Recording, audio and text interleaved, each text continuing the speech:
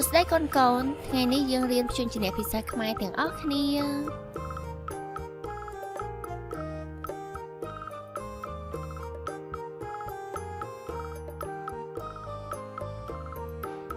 អក្សរកក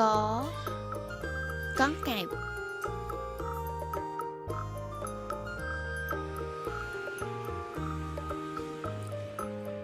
អក្សរខខខ្លា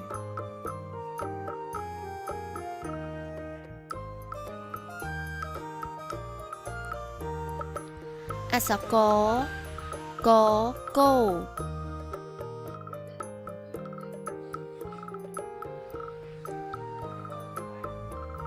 អក្សរខខខ្មុំ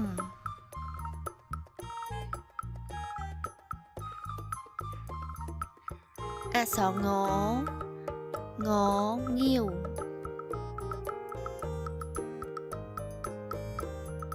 អក្សរចចាបអក្សរឆឆ្មាអក្សរជជ្រូក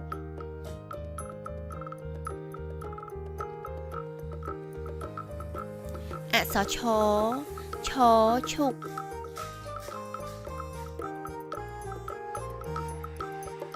អក្សរញញួរ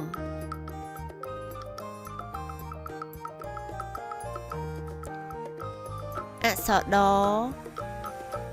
ដដំរី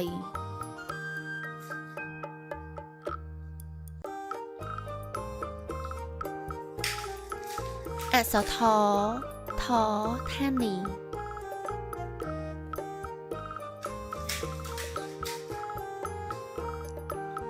អក្សរដឌីណាអក្សរថធីមរ៉ា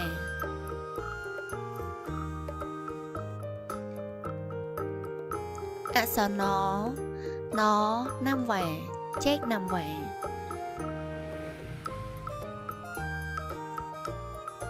អក្សរតត្រីអក្សរថថោ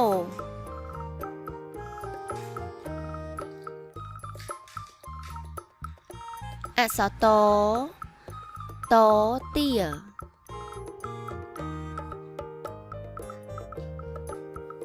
អក្សរថ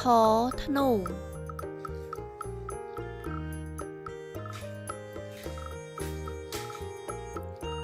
អក្សរ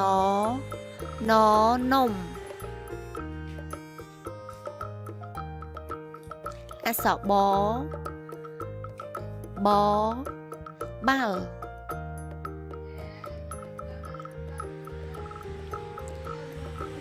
អក្សរផផ្កាអក្សរពពស់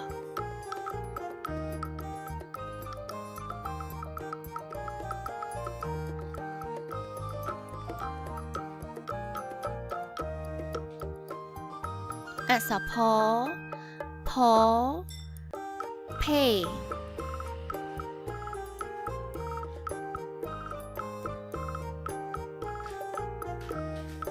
អក្សរមាន់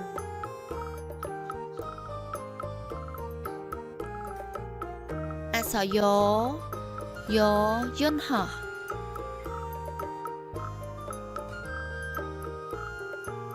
អក្សរ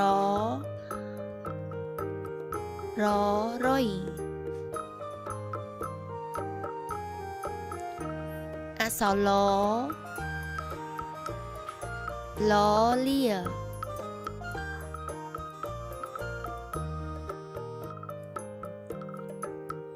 អក្សរ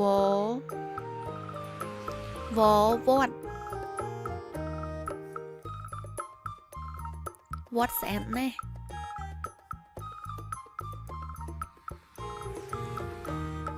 អក្ស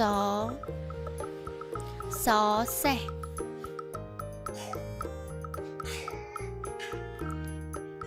อักษรหอแฮล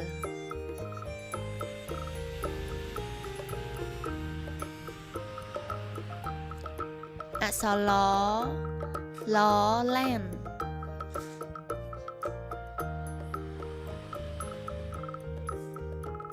อักษร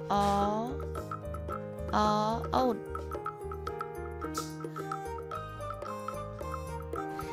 ចាកូនកូនកុំភ្លេចរំលឹកមេរៀនទាំងអស់គ្នាណា